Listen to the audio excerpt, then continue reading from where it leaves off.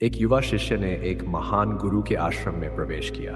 उसकी आंखों में ज्ञान की भूख थी और मन में अनगिनत सवाल। उसने देखा था कि लोग जीवन में प्रारंभ में एक दूसरे से बहुत प्रेम करते हैं, लेकिन समय के साथ उनका प्रेम धूमिल हो जाता है और मतभेदों में बदल जाता है। अंततः ये मतभेद झगड़ों का रूप ले लेते हैं और जो कभी प्रेम की बुनियाद पर खड़ा था, वह रिश्ता टूट जाता है।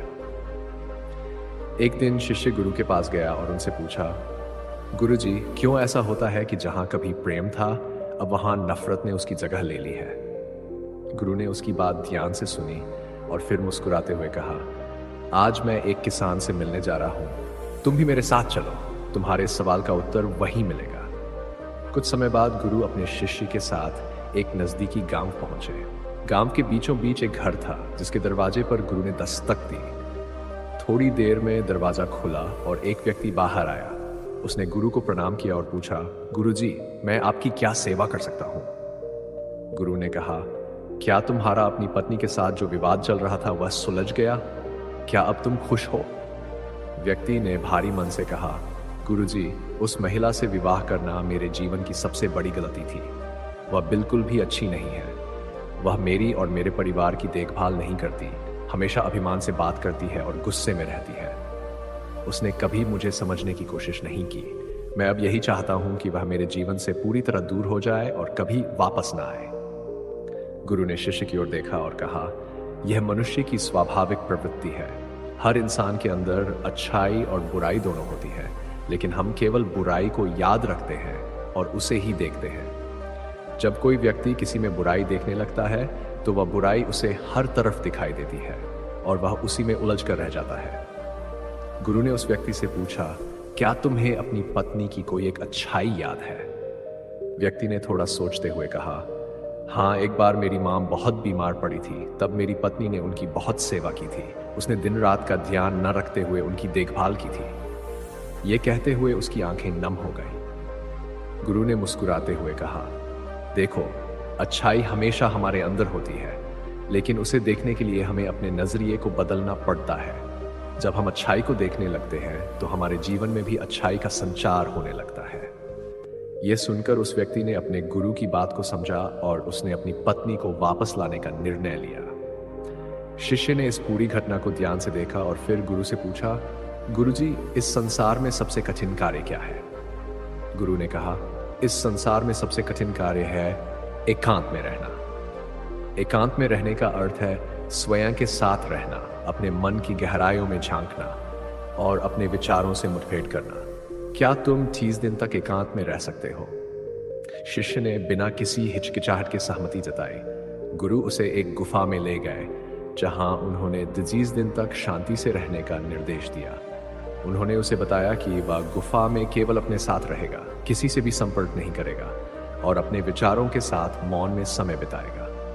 पहले दिन शिष्य ने गुफा में समय आसानी से बिताया, लेकिन दूसरे दिन उसके मन में बेचैनी ने घर कर लिया। वह खुद को असहज महसूस करने लगा। तीसरे दिन तक उसके मन में यह ख्याल आने लगा कि वह यहाँ बेकार में समय बिता रहा है। उसे बाहरी दुनिया की चिंता सताने लगी और वह गुफा से बाहर निकल आया।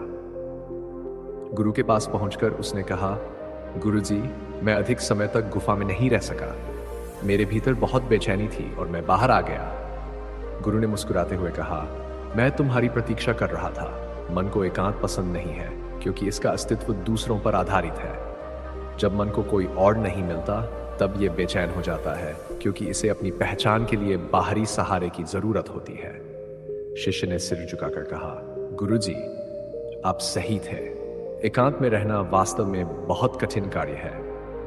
गुरु ने शिष्य की ओर देखते हुए कहा, यदि एकांत में रहना संसार का सबसे कठिन कार्य है, तो यह भी संसार का सबसे आसान कार्य है। शिष्य ने आश्चर्यचकित होकर पूछा, गुरुजी, यह कैसे संभव है? आप कैसे कह सकते हैं कि एकांत में रहना सबसे कठिन और सबसे आसान दोनों हो सकता है? गुरु ने शांति से उत्तर दिया, एकांत हमारी स्वाभाविक अवस्था है। जब हम इसे पहचान लेते हैं तो ये कठिन नहीं रहता, लेकिन जब हम इसे पहचानने में असमर्थ होते हैं तो ये कठिन हो जाता है। गुरु ने शिष्य को एक नदी के किनारे ले जाकर कहा, यदि तुम इस नदी पर एक बांध बनाना चाहो तो क्या तुम इसे एक दिन में बना सकते हो? शिष्य ने उत्तर दिया, नहीं गुरुजी, यह संभव नहीं है। बांध बनाना एक धीमी प्रक्रिया है जिसे पूरा करने में समय लगता है। गुरु ने कहा, तुम्हारा कहना बिल्कुल सही है। इसी प्रकार मन की नदी पर बांध बनाना भी समय लेता है। ये 1 दिन, 2 दिन या 3 दिन में नहीं हो सकता। शिष्य ने गुरु की बातों को गहराई से समझा और उसने अपने साधना पर ध्यान केंद्रित करना शुरू कर दिया। उसने छोटे छोटे संकल्प लेकर अपने मन को साधने का प्रयास किया। समय के साथ वह अपने मन पर नियंत्रण पाने में सफल हुआ। फिर एक दिन उसने बड़ा संकल्प लिया और फिर से गुफा में चला गया। इस बार वह पूरे 33 दिन तक गुफा से बाहर नहीं आया। 33 दिन बीतने के बाद गुरु अपने शिष्य की स्थिति जानने के लिए गुफा में गए। उन्होंने देखा कि शिष्य शांति से ध्यान मग्न बैठा हुआ है। जैसे ही उसने गुरु को देखा, वह खड़ा हो गया और गुरु को प्रणाम किया। उसने कहा, गुरुजी, आप सही थे। एकांत में रहना वास्तव में बहुत आसान है। यह हमारी स्वाभाविक स्थिति है जिसे पाने के लिए हमें बस अपनी दृष्टि को बदलना होता है। गुरु ने उसे आशीर्वाद देते हुए कहा, सत्य को पाने का मार्ग सरल नहीं है, लेकिन यह सबसे सुंदर और महत्वपूर्ण यात्रा है। यह यात्रा तुम्हें सच्चे सुख और शांति की ओर ले जाएगी। उस दिन के बाद से शिष्य ने अपनी साधना को और भी गहन किया। धीरे धीरे उसने अपने मन पर पूर्ण नियंत्रण पा लिया और अपने भीतर की शांति को महसूस किया। वह जान गया था कि सच्चा सुख बाहरी वस्तुओं में नहीं, बल्कि हमारे भीतर की शांति और संतुलन में है। समय के साथ वह शिष्य स्वयं एक महान गुरु बन गया, जो दूसरों को भी इसी मार्ग पर चलने के लिए प्रेरित करता था। उसने सिखाया कि एकांत कोई बाहरी स्थिति नहीं है, बल्कि एक आंतरिक अवस्था है।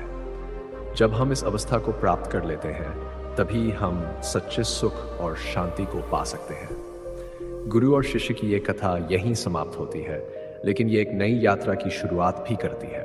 आत्मज्ञान की, आत्म साक्षात्कार की और सच्चे अर्थों में जीवन जीने की। यही जीवन की सबसे बड़ी यात्रा है और इसी में हमारा वास्तविक उद्देश्य छिपा हुआ है।